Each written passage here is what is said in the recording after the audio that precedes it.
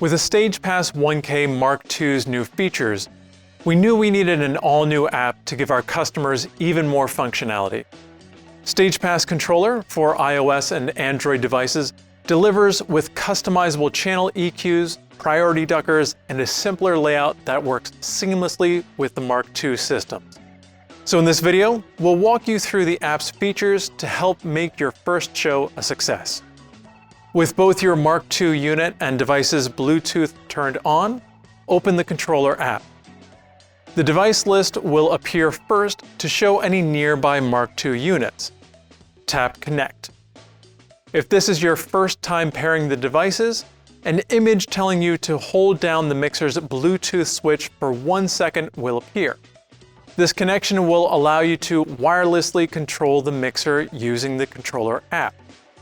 To transmit audio from your smart device to the STAGEPAS, hold the Bluetooth switch down again for 3 seconds until it begins fast flashing, and you can select STAGEPAS 1K Mark II Audio in your device's Bluetooth menu. STAGEPAS Controller can also connect multiple Mark II units with the ability to control up to 6 units with a single device, depending on how many Bluetooth connections your smart device can manage. And while multiple smart devices can pair to a single Mark II unit, only one smart device can connect and control a unit's mixer at a time to avoid conflicts. Once connected, each listed unit shows an editable name, a quick view output and peak meter on the left, the unit's set volume level on the right, and buttons for opening the mixer or disconnecting the unit. Pressing the Identify button will flash the unit's lights to ensure you know which STAGEPAS you're controlling. After selecting a unit, a fader and plus-minus buttons appear on the right for volume control, or you can press All Select when you want to adjust the output volume of all connected units simultaneously. For individual control of a unit, simply press its Open Mixer button. The main page provides a toolbar along the top.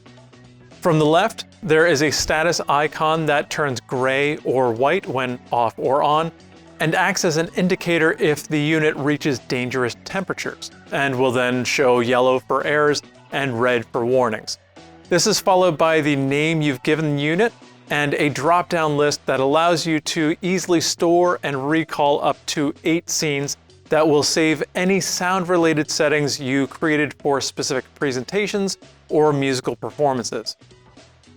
From here, the app has been laid out to keep you only 1 click away from anything you need with multi-channel and individual channel screens. The first multi-channel screen is for faders. Input channels 1, 2, and 3 include a fader, and level and peak meters to the left to indicate the amount of signal from each channel. Note that the mixer's white level knobs are designed so each channel's maximum volume can be set with the mixer and then fine-tuned with the app. The fader screen also allows you to slide the inputs left to access the monitoring speaker's output volume fader. The main output on the right also includes a fader, stereo level meters, and a limit indicator. A multi-channel reverb page can also be found using the tab on the right, allowing you to set how much of the reverb effect channels 1, 2, or 3 will include.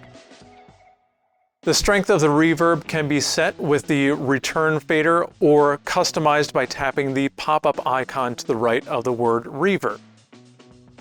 This page allows you to select from 4 reverb types: hall, plate, room, or echo, and then use the slider to set the time of the effect. Pressing and holding user preset A, B, or C will allow you to save and recall the setting later.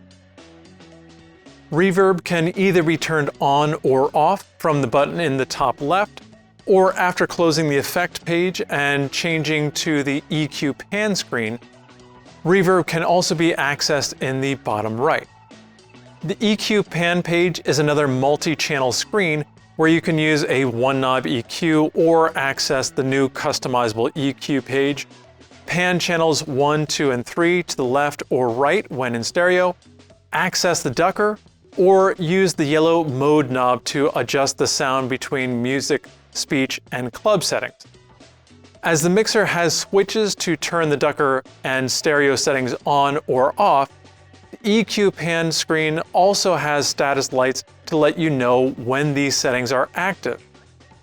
One of the STAGEPAS controller's major upgrades is the new custom EQ page that offers a 4-band parametric EQ on each of the inputs.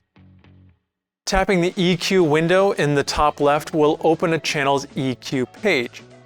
Drag any of the 4 bands to easily boost, cut, or change frequency of any band. The settings on the right can also be used to hone adjustments to the Q, frequency, and gain. A drop-down for peak and shelf curves can also be used on all bands, with bands 1 and 4 also including high or low pass filter. The bypass button also lets you easily test a band with and without EQ adjustments. Tapping the preset list also gives you access to vocal and instrument preset EQs for an even faster setup. Then you can quickly switch between channel EQs using the channel selector at the top, as well as close it to return to the previous page. The controller's other major upgrade is the ducker on the stereo channel. Turning on the ducker will automatically lower the volume of the stereo channel when channels 1, 2, and/or 3 exceed a volume threshold. Simply select which channels you want to trigger the ducker and set the parameters. To avoid ducker activation from normal event noise or music, threshold sets how loud someone must speak before the ducker reduces the stereo volume. Hold sets how long the ducker will remain at reduced volume for up to 2 seconds after the person pauses or stops speaking. Release will set the time it takes for the stereo channel to gradually increase back to its normal volume, allowing for up to a 7-second fade up.